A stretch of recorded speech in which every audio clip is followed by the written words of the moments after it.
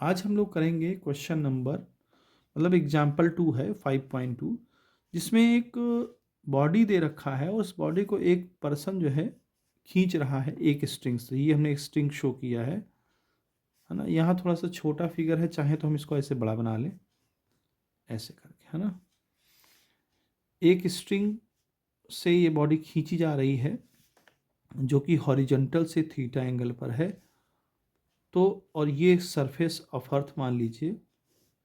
Question में ये कहता है कि ए ब्लॉक ऑफ मास एम, इसका ब्लॉक का मास जो है एम है और वो स्मूथ जो है हॉरिजॉन्टल टेबल पर स्ट्रिंग से बंधा हुआ है थीटा एंगल पर, और अगर वो मूव कर रहा है एक्स डायरेक्शन में ए एक्सेलरेशन से, तो कह रहा है कि फोर्स बताइए, find the force applied by the string.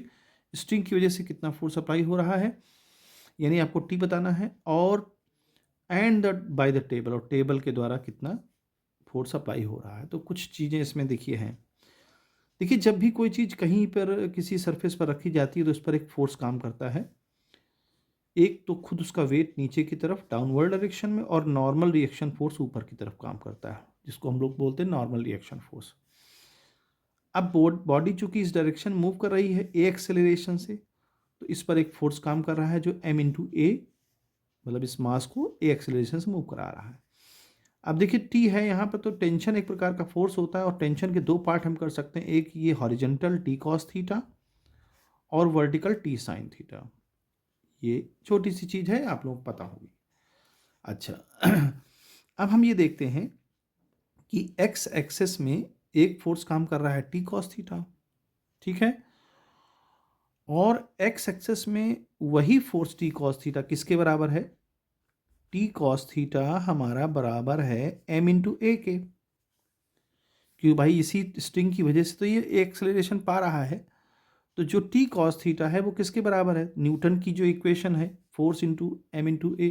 तो फोर्स कहाँ से मिल रहा है, स्ट्रिंग से, तो वो स्ट्रिंग से कितना मिल रहा है, टी कॉस थीटा, क्योंकि वो एंगल पर है। तो एक इक्वेशन ये ले लीजिए।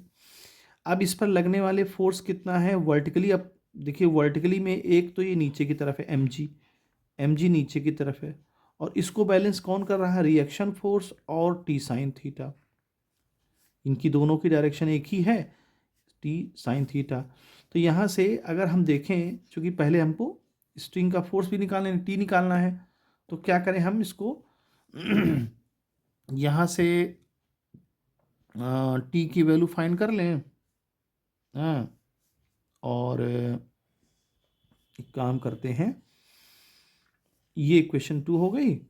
अब यहाँ पर ऐसा कुछ कर लेते हैं जिससे हमको टी पता कर चल जाए, बस और कुछ नहीं है। तो देखें, अगर हम इस कॉस को, टी यहाँ भी है, टी तो एम इंटू ए, अगर हम इसको एम यहाँ से हटा दें, और इसको 1 मिनट करते हैं, तो देखें इस इक्वेशन 1 से, देखें फ्रॉम इक्वेशन 1 से हम टी निकाल सकते हैं। तो कैसे निकालेंगे, एम ए और बाई कॉस थीटा। तो ये पहला आंसर हो जाएगा कि भाई स्ट्रिंग कितना फोर्स लगा रही है, तो this is the first answer, ठीक है। अब सेकेंड आंसर में हमको रिएक्शन फोर्स पता करना है कि टेबल कितना लगा रही है रिएक्शन फोर्स। तो यहाँ से टी की वैल्यू उठा के रख दीजिए। तो सेकेंड इक्वेशन देखिए, M G R plus T हमारा हो जाएगा M A by cos theta और साइन थीटा।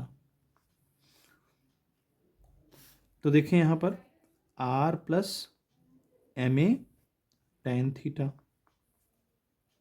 ठीक है, यहाँ एम जी हो गया। तो आर की वैल्यू फाइंड करना है, तो क्या हो जाएगा, M G minus M A tan theta.